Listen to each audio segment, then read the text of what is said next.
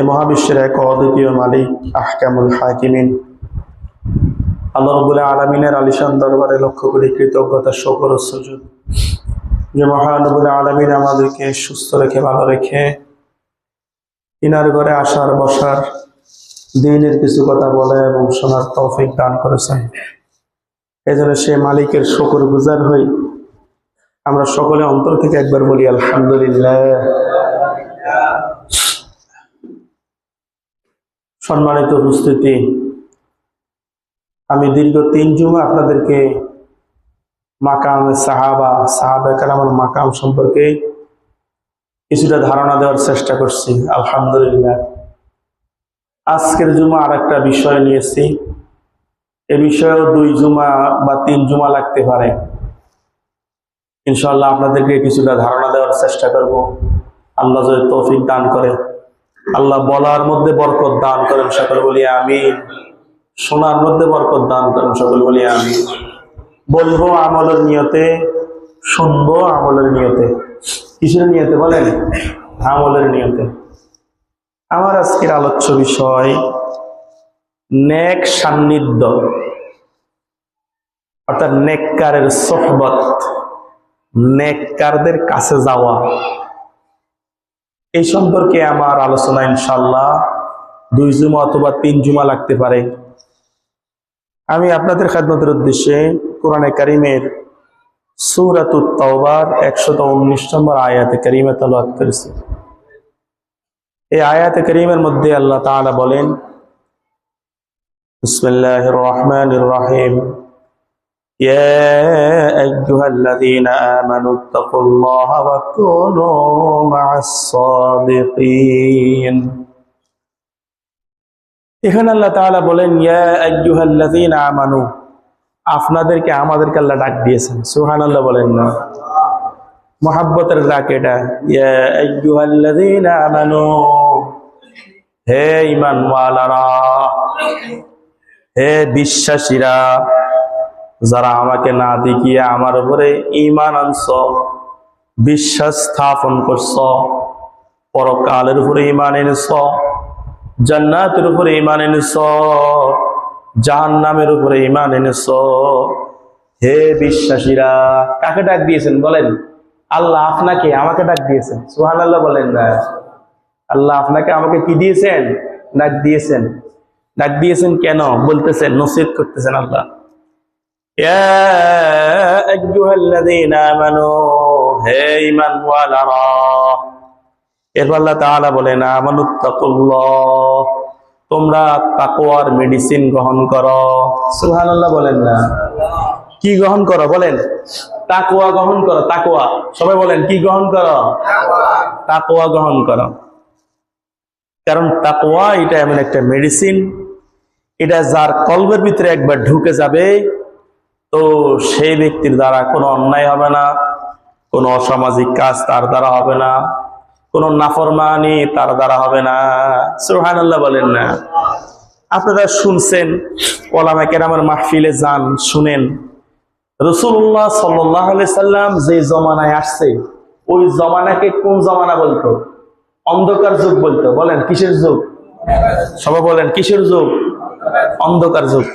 আমার শরীর খুবই অসুস্থ, গলা ভাঙা, তারপরেও দ্বীনের কথাগুলো বলতে হবে, ঠিক আছে না? খেয়াল করে শুনেন, রাসূল যে জমানায় আসছেন, ওই জমানাটাকে কি জমানা বলতো? অন্ধকার যুগ বলতো। বলেন, কি জমানা? অন্ধকার যুগ বলতো, নিকৃষ্ট যুগ বলতো, বর্বর যুগ বলতো। তার মানে কি ওই জমানায় কি সূর্য উঠতো না? কি ওই জমানায় সূর্য উঠতো না? উঠতো। বলেন, সূর্য উঠতো নি? ওই জমানায় সূর্য উঠতো, দিন হইতো, রাত্রি হইতো, সূর্য উঠতো, আবার চাঁদ উঠতো। তাহলে নিকৃষ্ট যুগ কেন বলতো? ওই জমানাকে কেন অন্ধকার যুগ বলতো? কেন বলতো? চাঁদ তো উঠতো, সূর্য তো উঠতো, দিন হইতো, রাত হইতো, তো অন্ধকার যুগ কেন বলতো? অন্ধকার যুগ এই জন্য বলতো কারণ ওই জমানার সমস্ত মানুষ নিমক হারামির আল্লাহ তাআলার নাফরমানি করতে করতে এত নিচে নেমে গেছে, নাফরমানের সর্বনিম্ন স্তরে নেমে গেছে। ওই জমানার মানুষদের কলব গুলা পুরাপুরি নষ্ট হয়ে গেছে। এই জন্য ওই জমানাকে কি যুগ বলছে বলেন? নিকৃষ্ট যুগ, অন্ধকার যুগ বলছেন। কিন্তু সেই জমানার মানুষগুলা, সেই যুগের মানুষগুলা যখন তাকওয়ার মেডিসিন গ্রহণ করেছে, কিসের মেডিসিন বলেন? যখন সেই জমানার মানুষগুলা তাকওয়ার মেডিসিন গ্রহণ করেছে, এখন আবার আল্লাহর হাবিব জনাব রাসূল করিম সাল্লাল্লাহু আলাইহি সাল্লাম সেই মানুষগুলার ব্যাপারে বলতেছেন, আসহাবি কান্নুজুম। আল্লাহ বলেন, আমার সমস্ত সাহাবায়ে কেরাম আকাশের নক্ষত্র সমতুল্য। সুবহানাল্লাহ বলেন না? তাহলে যেই যুগের মানুষ, যে জমানা নিকৃষ্ট বর্বর যুগ, অন্ধকার যুগ বলছেন, ঠিক আছে না? এখন সেই যুগের মানুষ আবার তারা তাকওয়ার মেডিসিন গ্রহণ করার কারণে তারা হয়ে গেছে কি আকাশের নক্ষত্র তুল্য। সুবহানাল্লাহ বলেন না? আল্লাহর হাবিব বলেন, যে ব্যক্তি আমার সাহাবায়ে কেরামের যে কোনো একজনকে অনুসরণ করবে তো সে হেদায়েত পেয়ে যাবে। সুবহানাল্লাহ বলেন না? তাহলে কিয়ামত পর্যন্ত আনেওয়ালা সমস্ত মানুষের জন্য আদর্শ হয়ে গেছে এই মানুষগুলা। সুবহানাল্লাহ। অথচ সেই যুগ কি ছিল বলেন? অন্ধকার যুগ। কি ছিল বলেন? অন্ধকার যুগ ছিল। সেই যুগের মানুষ সব আল্লাহর নাফরমানি করতে করতে নাফরমানের সর্বনিম্ন স্তরে পৌঁছে গেছে। এই জন্য নিকৃষ্ট যুগ, বর্বর যুগ বলা হয়েছে।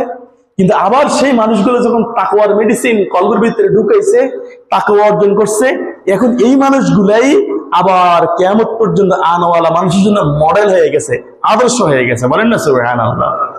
সুবহানাল্লাহ। কি গ্রহণ করছে বলেন? তাকওয়া গ্রহণ করছে। বলেন কি গ্রহণ করছে? তাকওয়া গ্রহণ করছে।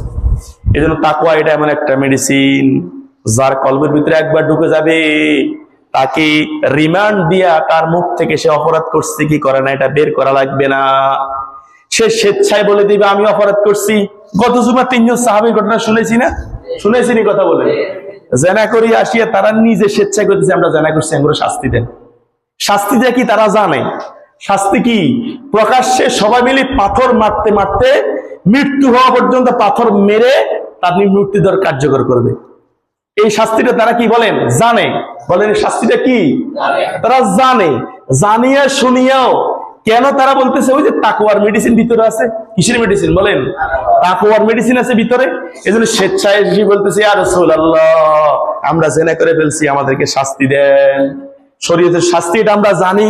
পাথর মেরে মেরে আমাকে দুনিয়া থেকে বিদায় করে দেওয়া হবে এটা আমি জানি, কিন্তু আমি আখিরাতে আল্লাহর দরবারে জিনার শাস্তি নিয়ে উঠতে চাই না। শাস্তিটা দুনিয়াতে হয়ে যাক, এজন্য আমাকে শাস্তি দেন। সুবহানাল্লাহ বলেন না? তাহলে কিসের কারণে বলেন? তাকওয়ার কারণে। কিসের কারণে বলেন? তাকওয়ার কারণে। এই জন্য রিমান্ড দিয়ে কথা বাইর করা লাগবে না। যদি তাকওয়ার মেডিসিন ভিতরে ঢুকিয়ে দেওয়া হয়, পুলিশ আসামি ধরা লাগবে না। যদি তাকওয়ার মেডিসিন ভিতরে ঢুকে যায়, কি ঢুকে যায় বলেন? তাকওয়া। কি বলেন? তাকওয়া। এই জন্য রমজান রোজা আল্লাহ দিয়েছেন তাকওয়ার জন্য। কিসের জন্য? তাকওয়ার জন্য। এখন এই আয়াত আল্লাহ তাআলা বলেন ইয়া আইয়ুহাল্লাযীনা আমানু, হে ঈমানওয়ালারা। আল্লাহ যাদেরকে ঈমানের তৌফিক দান করেছেন, ঈমানের দৌলত আল্লাহ যাদেরকে দয়া করে দান করেছেন, এ বলেন ঈমানের দৌলতের জন্য আমরা যুদ্ধ জিহাদ কে করছি বলেন? তাহলে আল্লাহ দয়া করে দিছে না? এই জন্য আল্লাহ বলতেছেন ইয়া আইয়ুহাল্লাযীনা আমানু, হে ঈমানওয়ালারা, আমি যাদেরকে দয়া করে ঈমানের দৌলত দান করেছি তোমরা তাকওয়ার মেডিসিন গ্রহণ করো। কিসের মেডিসিন বলেন? তাকওয়ার মেডিসিন গ্রহণ করো। এখন আমি যারা বললাম আল্লাহ তাকওয়া আমি কিভাবে গ্রহণ করব? তো আল্লাহ তাআলা বলতেছেন ওয়াকুনু মা'আস সাদিকিন, সাদিকিনদের সাথী হয়ে যাও। সুবহানাল্লাহ বলেন না? কার সাথী বলেন? সাদিকিনদের সাথী হয়ে যাও, তো তাকওয়ার মেডিসিন তোমার ভিতরে অটো চলে আসবে। সুবহানাল্লাহ বলেন না? কার সাথী বলেন? সাদিকিনদের সাথী হয়ে যাও, নেককারদের সাথী হয়ে যাও, নেককার আল্লাহওয়ালাদের সাথী হয়ে যাও, তাহলে তোমার ভিতরে অটো তাকওয়ার মেডিসিন চলে আসবে। সুবহানাল্লাহ। এজন্য আল্লাহ তাআলা বলেন হে ঈমানওয়ালারা তোমরা তাকওয়া অর্জন করো। আবার তাকওয়া কিভাবে অর্জন করবে? তো কি করবা? সাদিকিনদের সাথী হয়ে যাও, অর্থাৎ নেককার আল্লাহওয়ালাদের সাথে কি করো? হয়ে যাও। সুবহানাল্লাহ। এই জন্য মুহতারাম হাজিরিন, আল্লাহওয়ালাদের সাথী, নেককারদের সাথী যে হবে তার দুনিয়া সফল, আখিরাতে কি বলেন? সফল। আপনাদের দুইটা দৃষ্টান্ত উদাহরণ দিই, দুটোটা কোরআনের মধ্যে আছে। একটা হচ্ছে হযরত নূহ আলাইহিস সালামের ছেলে সাইয়েদনা হযরত নূহ আলাইহিস সালাম যখন 950 বছর কাউমদেরকে দাওয়াত দিয়েছে, কেউ দাওয়াত গ্রহণ করে না। আল্লাহ তাআলা আযাবের ফয়সালা করছেন। এখন হযরত নূহ আলাইহিস সালাম কি বানাইছেন বলেন? কিস্তি বানাইছেন। এগুলো আপনারা সবাই ওয়াজ জানেন। নূহ আলাইহিস সালাম কি বানাইছেন বলেন? আল্লাহ নবী হযরত নূহ আলাইহিস সালাম কিস্তি বানাইছেন, নৌকা বানাইছেন। নৌকার ভিতরে নেককাররা উঠছে। উঠার পরে এবার হযরত নূহ আলাইহিস সালাম তার কলিজার টুকরা ছেলে, তার ছেলে, পয়গম্বরের ছেলে হযরত নূহ আলাইহিস সালাম তার ছেলেকে বলতেছে, বাবা আসো নেককারদের সাথী হয়ে যাও। সুবহানাল্লাহ বলেন না? তার সাথী হয়ে যাও বলেন। নেককারদের সাথী হয়ে যাও, কিস্তির মধ্যে উঠে যাও। ওখানে বন্যা, আল্লাহর আযাব। এখন কি পানি দেখতেছো? আর ভয়াবহ পানি আসবে, আযাব আসবে। ছেলে বলতেছে, বাবা উঁচু উঁচু অনেক বহু পাহাড় আছে, আমি লম্বা মানুষ, পাহাড়ে উঠে যাব, তোমার খোদার আযাব আমাকে ধরতে পারবে না। নাউজুবিল্লাহ বলেন না? নেককারদের সাথী হয় না। এই পয়গম্বরের ছেলে, কার ছেলে বলেন? পয়গম্বরের ছেলে হওয়ার পরেও নেককারদের সাথী না হওয়ার কারণে আযাবে তার দুনিয়াও শেষ, আখিরাতও শেষ। নাউজুবিল্লাহ বলেন না? তাহলে সালেহীনদের সাথী না হওয়ার কারণে, নেককারদের সাথী না হওয়ার কারণে পয়গম্বরের ছেলে আযাবের সম্মুখীন হয়ে গেছে। নাউজুবিল্লাহ। বুঝতেছেন আমার কথা? এবার আসেন দ্বিতীয় ঘটনা, সূরা কাহাফের মধ্যে আসছে। আসহাবে কাহাফের যে 7 জন যুবক, কতজন যুবক? 7 জন যুবক। এই 7 জন যুবক জালেম বাদশার অত্যাচারে আল্লাহর ইবাদত করার জন্য, শুধুমাত্র আল্লাহকে সিজদা দেওয়ার জন্য, আল্লাহর গোলামি করার জন্য ওই রাজার রাজত্ব ছেড়ে চলে যাইতেছে, পালাইতেছে। এই 7 জন যুবকের সাথে একটা কুকুর তাদের পিছু নিয়েছে। কি পিছু নিয়েছে বলেন? কুকুর এই সৎ লোকদের সাথী হতে পিছু নিয়েছে। সুবহানাল্লাহ বলেন না? যখন এই কুকুর যাইতেছে তাদের পিছনে, 7 জন যুবকের পিছনে কুকুর যাইতেছে। এখন তাফসীরে কিতাবের মধ্যে আসছে, ওই 7 জন যুবক কুকুরকে দৌড়াইতেছে, আমাদের সাথে আসিও না, আমাদের সাথে আসিও না। কয়েকবার কি করছে? দৌড়াইছে, ঢিল মারছে, আমাদের সাথে কিলে কুকুরি কি আসলে, আমরা ফালাই যাইতেছি, কুকুর আইলে আওয়াজ করবো, আরো জামিল হইব না। এবং কয়েকবার দৌড়াইছে। তাফসীরে কিতাবের মধ্যে আসছে যে এই কুকুরের জবান খুলে গেছে। সুবহানাল্লাহ বলেন না? কুকুর বলতেছে, আমি আপনাদের সাথী হতে চাই, আমাকে কেন আপনারা তাড়াই দিতে চান? আমি আপনাদের সাথী হতে চাই। সুবহানাল্লাহ। তখন এই যুবক আর কুকুরকে তাড়াই নাই। 7 যুবকের সাথে এই কুকুরটা যখন রওনা দিয়েছে, প্রচন্ড ঝড় শুরু হয়ে গেছে। এই কুকুর, এই যুবকরা যখন পাহাড়ের গুহার ভিতরে ঢুকছে, কুকুরও তাদের সাথে গেছে। যাওয়ার পরে যুবকরা শুইছে, আল্লাহ তাদেরকে ঘুম পাড়াইয়া দিয়েছে। কি পাড়াইয়া দিয়েছে বলেন? ঘুম পাড়াইয়া দিয়েছে। কুকুরও গর্তের মুখে, কোরআনে বর্ণনা দিয়েছে কিভাবে কুকুর বসছে, 2টা পা সামনের দিকে দিয়া পাহারা দেওয়ার জন্যই সে গুহার মুখে কি রয়েছে? বসে রয়েছে।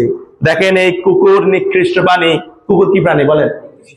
কুকুর ফালার জন্য হাদিসের মধ্যে নিষেধ আসছে, যার ঘরে কুকুর থাকবে বা কুকুরের ছবি থাকবে, পানির ছবি থাকবে, ওই ঘরে রহমতের ফেরেশতা প্রবেশ করবে না।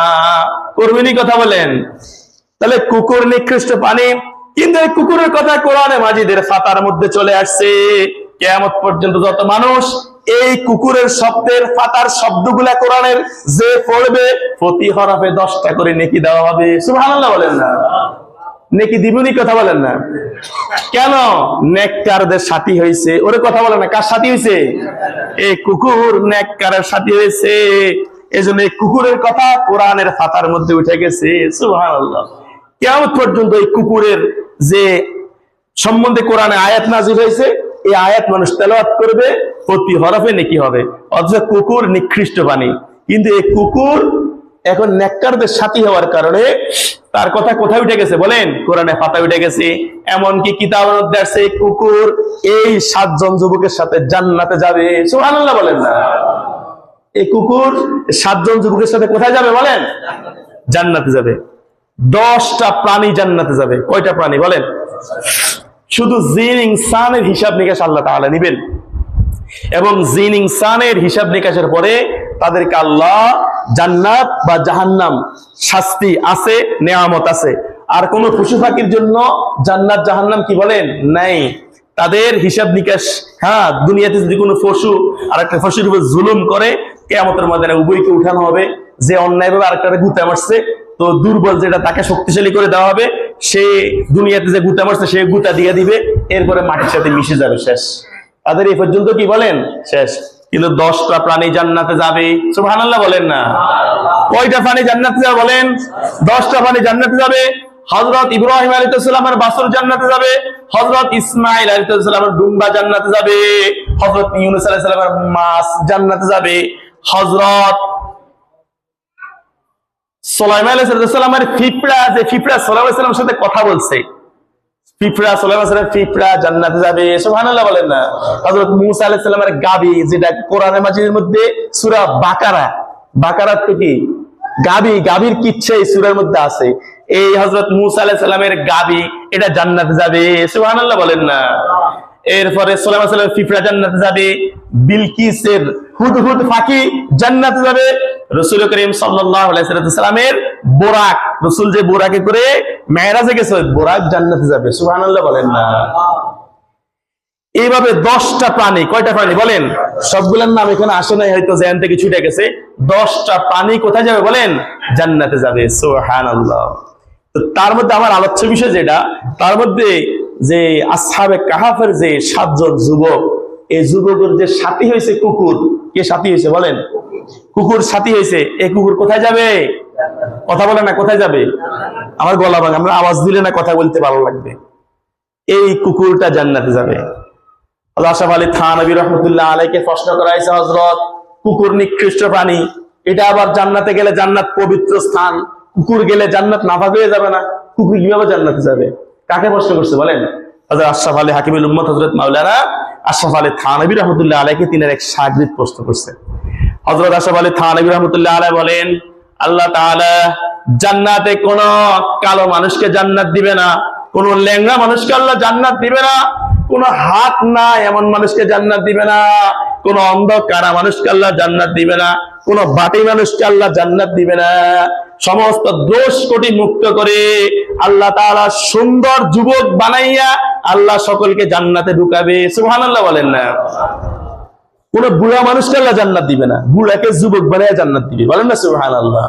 এই জন্য হযরত হাকিমুল উম্মত হযরত মাওলানা আশরাফ আলী থানভী রাহমাতুল্লাহ আলাইহি বলেন, যেরকম আল্লাহ কোন বুড়াকে জান্নাত দিবে না, যুবক বানায়া জান্নাতে ঢুকাবে, কালো মানুষকে জান্নাত দিবে না, সুন্দর বানায়া জান্নাতে ঢুকাবে, ল্যাংড়া মানুষকে জান্নাতে দিবে না, ল্যাংড়াকে পাও দিয়া জান্নাতে ঢুকাবে, যার হাত নাই এমন মানুষকে জান্নাতে ঢুকাবে না, হাত দিয়া জান্নাতে ঢুকাবে, যার চোখ নাই অন্ধ তাকে অন্ধ অবস্থায় জান্নাতে ঢুকাবে না, চোখ লাগাইয়া জান্নাতে ঢুকাবে।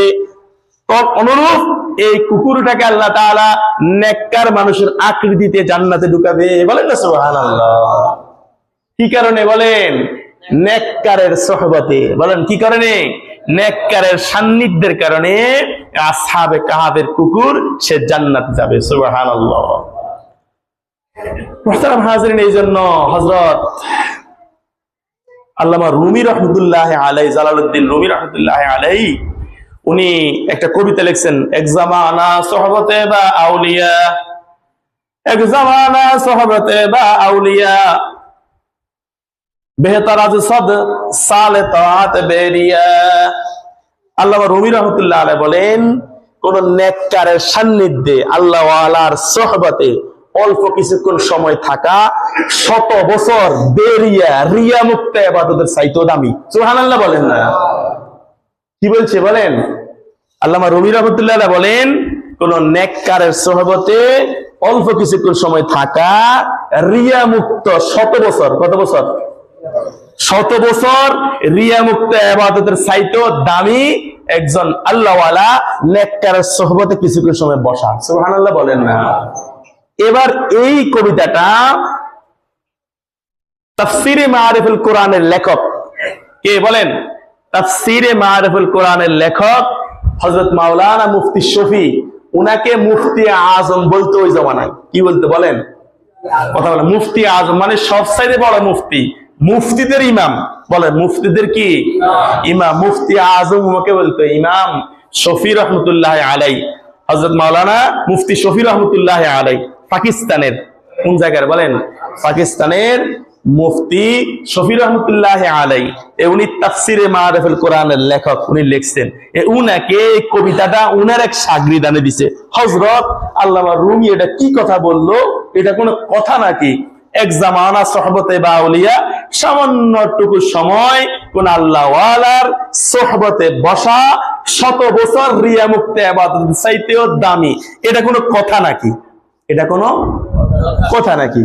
তখন মুফতি শফি রহমতুল্লাহ আলাইহি বলেন, দাও কবিতাটা আমাকে দাও।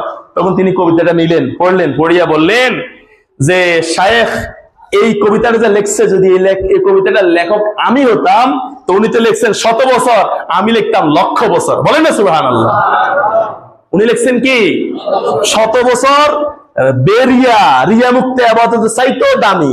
আমি যদি লিখতাম তা আমি 100 লিখতাম না, আমি লিখতাম 1,00,000 বছর বেরিয়া ইবাদতের চাইতেও একজন আল্লাহওয়ালার সুহবতে কিছুক্ষণ সময় বসা, এটা অনেক দামি। সুবহানাল্লাহ, সুবহানাল্লাহ।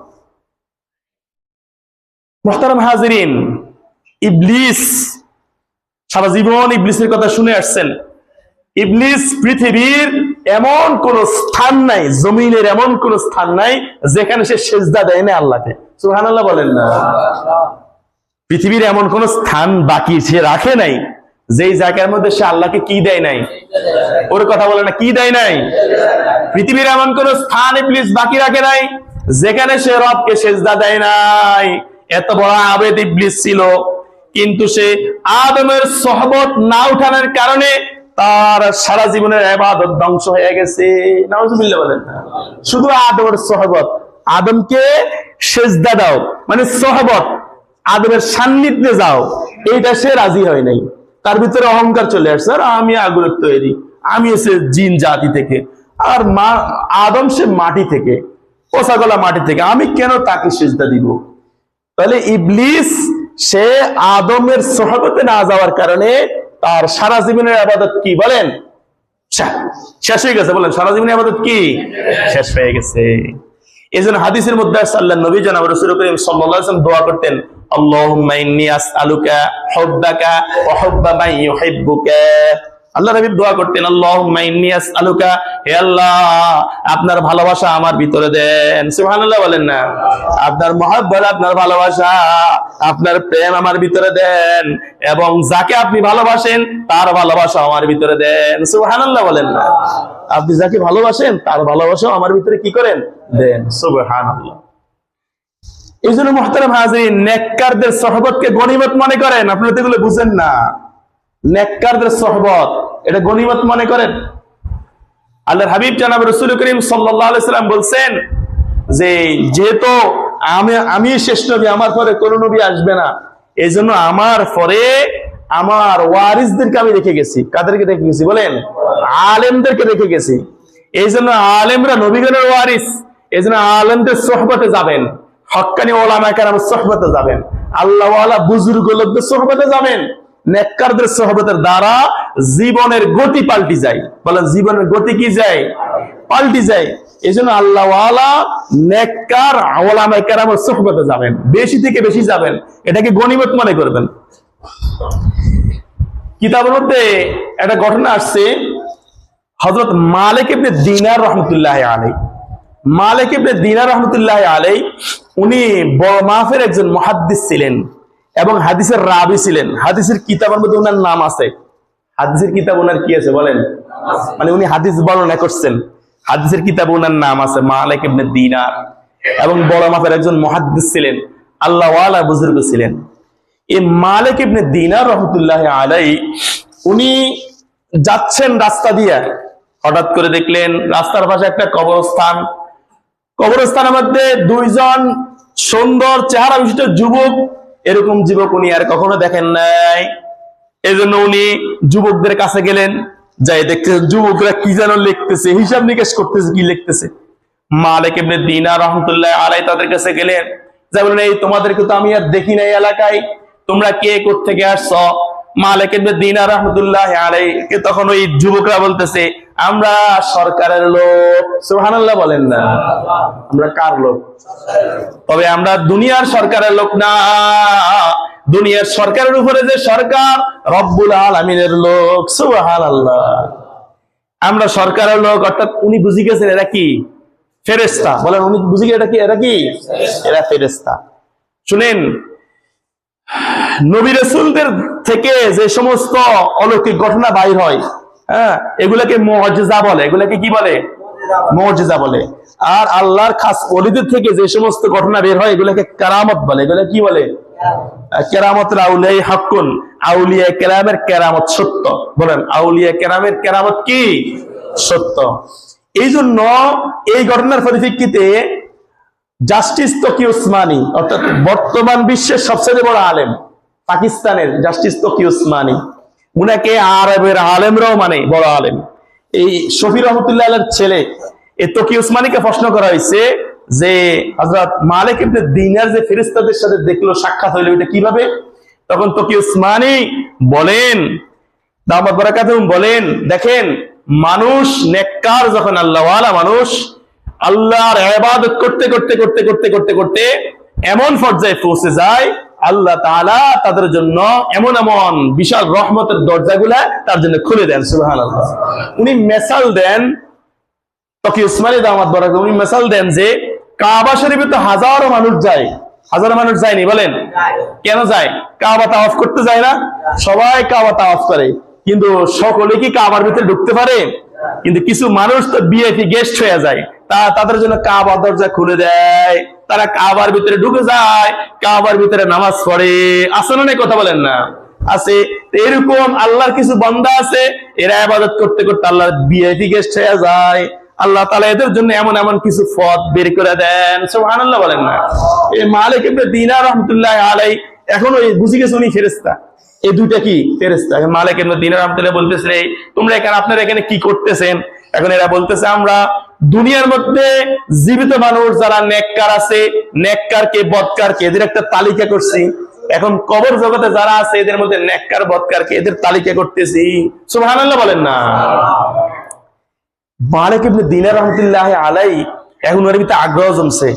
শুনেও তোমাদের কাছে আমার একটা আবদার, জীবিত মানুষ যাদেরকে তালিকা করছো না, এদের ভিতরে একটু দেখো না মালিক ইবনে দিনার নামক কোন ব্যক্তির নাম নেককারদের তালিকায় আছে কিনা। সুবহানাল্লাহ বলেন না? তখন এই ফেরেশতারা তালিকা তালাশ করলো, তালাশ করে দেখতেছে নেককারদের তালিকার মধ্যে মালিক ইবনে দিনারের নাম নাই। মালিক ইবনে দিনার কি?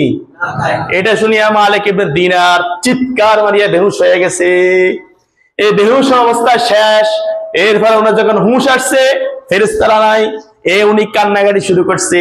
3 দিন পর্যন্ত খানা দানা সব বন্ধ, শুধু সেজদায় পড়া কান্দে আর কান্দে, ইবাদত আর সেজদার কান্নাকাটি কান্নাকাটি। 3 দিন পরে কানতে কানতে ঘুম এসে গেছে। ঘুমের ভিতরে আবার ওই 2 ফেরেশতা, সুবহানাল্লাহ বলেন না? এখন ওই 2 ফেরেশতা বলতেছে, শোনো, ইনি দোয়া করছেন, মালিক ইবনে দিনার দোয়া করছেন, আল্লাহ নেককারদের তালিকাতে আমার নাম নাই, কিন্তু নেককারদের তো আমি মহব্বত করি, ভালোবাসি। এজন্য আল্লাহ নেককারদের ভালোবাসা শীর্ষ ভক্ত হিসাবে ভক্তদের তালিকা আমার নামটা একটু উঠাইয়া দেন। এই বলে 3 দিন দোয়া করছে। কয়দিন দোয়া করছে? 3 দিন দোয়া করছে। 3 দিন পর যখন ফেরেশতা আসে স্বপ্নে, ফেরেশতারা বলতেছে, শুনেন, আপনি আল্লাহ তাআলার কাছে এমন কাঁদছেন, আল্লাহ তাআলা আপনার নামকে সালেহিনদের তালিকায় উঠাইয়া দেওয়ার জন্য বলছেন। বলেন না সুবহানাল্লাহ? সুবহানাল্লাহ। মুহতারাম হাজরিন, এই মালিক ইবনে দিনার দেখেন কি পেরেশানি উনার। আমাদের এরকম পেরেশানি আসেনি? বলেন। ফেরেশতাদের কাছে যখন গেছে, জিজ্ঞাসা করছে নাম আছে কিনা, উনার কি পেরেশানি। হযরত ওমরের বেলায় এরকম হয়েছে। হযরত ওমর রাদিয়াল্লাহু তাআলা আনহু, হযরত হুযায়ফা রাদিয়াল্লাহু তাআলা এর কাছে আল্লাহর নবী মুনাফিকদের তালিকা দিয়ে গেছে। কার কাছে? হুযায়ফার কাছে। হযরত হুযায়ফা রাদিয়াল্লাহু তাআলার কাছে মুনাফিকদের তালিকা হুযায়ফাকে বলে গেছে, হুযায়ফা, এই যা আছে এদের মধ্যে থেকে এই এই এই এই ব্যক্তিগুলা কি মুনাফিক, তুমি কাউকে বলিও না, এটা কাউকে কি করিও না, বলিও না।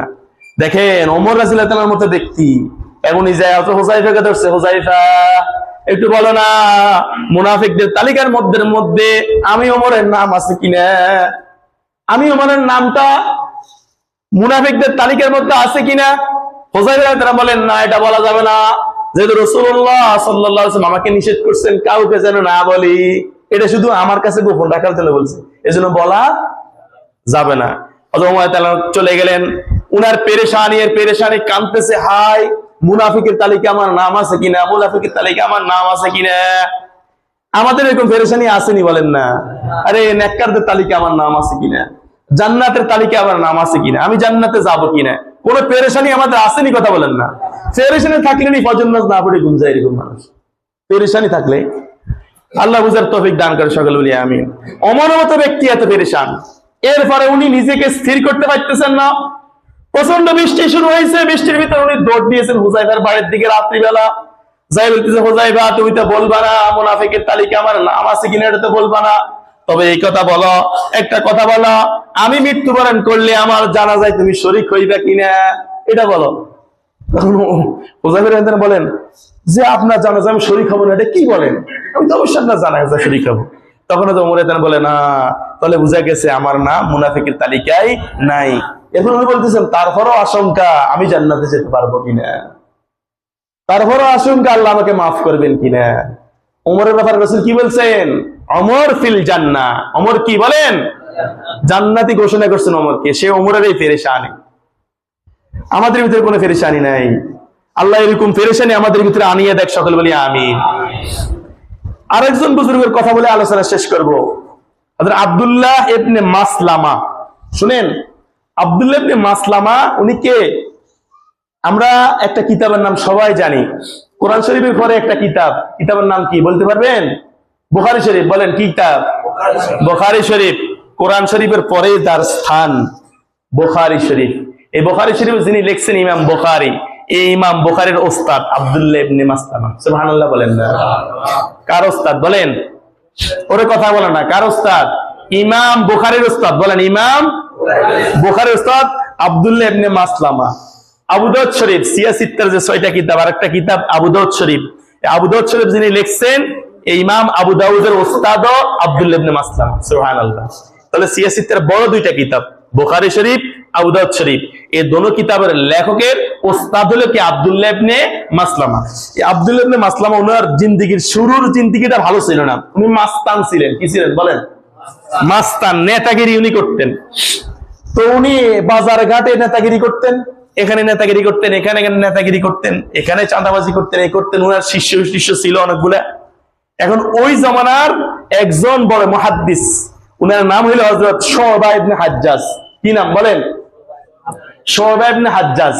শুআবা ইবনে হাজ্জাজকে ওই জামানায় হাফিজুল হাদিস বলা হইতো, হাদিসের হাফেজ। সুবহানাল্লাহ বলেন না? হাদিসের কি বলেন? হাদিসের হাফেজ। এটা সোজা মোজা কথা না। কোরআনের হাফেজের চাইতে হাদিসের হাফেজ বড় কঠিন, বুঝছেন নাকি? উনি হাফিজুল হাদিস ছিলেন হযরত শুআবা। এই শুআবা রাহমাতুল্লাহ আলাইহি উনি আসতেছেন যে বাজারের মধ্যে আব্দুল্লাহ ইবনে মাসলামা নেতাগিরি করে, ওই বাজারের উপর দিয়ে উনি যাবেন। এখন একজন ব্যক্তি বাজারে মানুষকে এলান করলে, এই শোনো শোনো, শুআবা ইবনে হাজ্জাজ হাফিজুল হাদিস উনি আসতেছেন, সবাই ওনাকে দেখার জন্য আসো আসো। সমস্ত মানুষ আসতেছে। আসার পরে ওই আব্দুল্লাহ ইবনে মাসলামা সে শুনছে, শুনিয়া কয় আমি এই ব্যক্তির নাম শুনছি, বড় মাপের একজন আলেম, অনেক হাদিস তার মুখস্থ, যাই একটু দেখি, একটু পরীক্ষা করি। এখন সে আসছে, আসিয়া হযরত শুআবা রাহমাতুল্লাহ আলাইহির গোড়ার লাগাম ধরছে। কি ধরছে বলেন? গোড়ার লাগাম ধরিয়া এবার বলতেছে, আপনার তো নাম অনেক শুনছি, আপনি অনেক বড় মাপের একজন হাফিজুল হাদিস, ঠিক আছে দেখি একটা হাদিস শুনান। কি করেন? একটা হাদিস শুনান। এরকম মানুষ আছে না? কথা বলেন। নেতাগিরি তো আছে, ওলামায়ে কেরামের সামনেও নেতাগিরি, ওয়াজের মাহফিলে আলেম বক্তৃতা দিতেছে, এখানে যায় নেতাগিরি, আছে না? কথা বলেন। এরা চরম বেয়াদব। বলেন এরা কি? যারা ওলামায়ে কেরামের সামনে বেয়াদবি করে, চরম বেয়াদব। এজন্য ওলামায়ে কেরাম এটা নবীগণের ইলমের ওয়ারিস। বলেন ওলামায়ে কেরাম নবীগণের ইলমের কি? সব জায়গায় নেতাগিরি চলে না। বলেন সব জায়গায় নেতাগিরি। আলেমকে সম্মান দিতে হবে। শুনেন, কোন আলেম নিজের যোগ্যতা আলেম হইতে পারে না, এটা সম্ভব না। আলেমকে আল্লাহ পছন্দ করেন। কি পছন্দ করেন বলেন? ইলম দেওয়ার জন্য আল্লাহ পছন্দ করেন। কোন ইমাম নিজে হইতে পারে না, ইমাম আল্লাহ পছন্দ করেন, খতিব আল্লাহ পছন্দ করেন। এজন্য ইমাম বলেন, আলেম বলেন, খতিব বলেন, সম্মান দিবেন, মহব্বত করবেন, ভালোবাসবেন। আপনার বয়সের ছোট, আপনার ছেলে, আপনার ভাতিজা, আপনার ভাই যেই হোক না কেন সে আলেম। সে কি বলেন? আলেম। সে আপনার মসজিদের ইমাম, সে আপনার মসজিদের খতিব, সে আপনার এই মাহফিলের বক্তা, আপনার মাহফিলের কি প্রধান বক্তা, প্রধান আলোচক। আপনার ছোট হইলো, আপনার ছেলে হইলো, আপনি এখানে জায়গায় নাম ধরে ডাকা, এটা হবে তার আলমের শানের খেলাফ। কথা বুঝতে পারছে নাকি? ওইখানে তাকে সম্মান সূচক শব্দ ব্যবহার করতে হবে, যে আলেম সাহেব, ইমাম সাহেব, খতিব সাহেব। পরবর্তীতে বাড়িতে ছেলে তুই বলি বলেন, যেভাবে বলেন, কোনো সমস্যা কি? কথা বলেন নাই। কথা বুঝছেন নাকি? এখন এই আব্দুল্লাহ ইবনে মাসলামা, সেও তো নেতাগিরি করছে এতদিন। এখন সে যাই হযরত শুবা রাহমাতুল্লাহ আলাইহির ঘোড়ার ধরছে, ধরে বলতে, শুনেন একটা হাদিস শুনেন। এখন হয়তো শুবাতে বুঝছে, বুঝি হযরত শুবা রাহমাতুল্লাহ আলাইহি, দেখেন উনি ছোট্ট একটা হাদিস বলছেন, ইযা লাম তাস্তাহি ফাফআল মা শি'তা। হযরত শুবা রাহমাতুল্লাহ বলেন, ইযা লাম তাস্তাহি ফাফআল মা শি'তা। ছোট্ট একটা হাদিস বলছে, ইযা লাম তাস্তাহি ফাফআল মা শি'তা। যদি তোমার লজ্জা না থাকে তো তুমি যাহা ইচ্ছা তাহাই করিতে পারো। শুনেন, ওয়াজ তো শুনেন। কিছু কিছু ওয়াইজের, কিছু কিছু আলেম আছে যাদের কথা দিলের ভিতরে আগুন জ্বলে যায়। বলেন, দিলের ভিতরে কি জ্বলি যা? আগুন ধরি যা। হেদায়েতের আগুন, নেক আমলের আগুন। আসলে এই কথা বলেন না। শাইখ মুস্তাকুম নবীর বয়ান শুনবেন, দেখুন দিলের ভিতরে আমলের আগুন জ্বলে যায়। তারপরে আনিসুর রহমান আশরাফির ওয়াজ শুনবেন, দেখবেন দিলের ভিতরে আগুন জ্বলে যায়। কি কথা বলে এগুলা? মুখ দিয়ে কোনো কণ্ঠ নাই, কি কথা সে বলছে, মানে দিল ক্ষতবিক্ষত করে ফেলে। এখন উনি তো বড় মাপের আলেম, ইনি শুনছে এটা বেয়াদব, আল্লাহ বেয়াদবি করতে আসছে। উনি এমন হাদিস বলছেন, হাদিস বলার কারণে, এবং উনার নেক নজরের উপর পড়ছে যে বেয়াদবি করতেছে, নেক নজর উনার উপর পড়ছে। পড়িয়া বলতেছে, ইযা লাম তাস্তাহি ফাফআল মা শি'তা। যদি তোমার লজ্জা না থাকে তো তুমি যা ইচ্ছা তাই করতে পারো। যখন এই কথা বলছে, বলার পরে তার সাথী সঙ্গীরা বলে, আসো হাদিসটা শুনতে চলে আসো। এখন এই বলতেছে, এখন আব্দুল্লাহ ইবনে মাসলাম বলেন, না তোমরা তো বুঝো নাই কি হাদিস বলছে এখানে, ইযা লাম তাস্তাহি ফাফআল মা শি'তা। যদি তোমার লজ্জা না থাকে তাহলে সাদাবাজি করতে পারো, যদি তোমার লজ্জা না থাকে তাহলে গুন্ডামি করতে পারো, যদি তোমার লজ্জা না থাকে তাহলে আল্লাহর নাফরমানি তুমি করতে পারো। লজ্জা নাই বিদায় আলেমের শান তুমি বুঝো নাই, লজ্জা নাই বিদায় বেয়াদবি করতেছ। সুবহানাল্লাহ বলেন না? মানে আল্লাহ এই আলেমের সোহবতে, বরকতে আল্লাহ তাকে হেদায়েত দিয়ে দিবে। সুবহানাল্লাহ। দেখেন তার ভিতরে হাদিস এমন ভাবে ঢুকছে, এমন কাজ শুরু হয়েছে।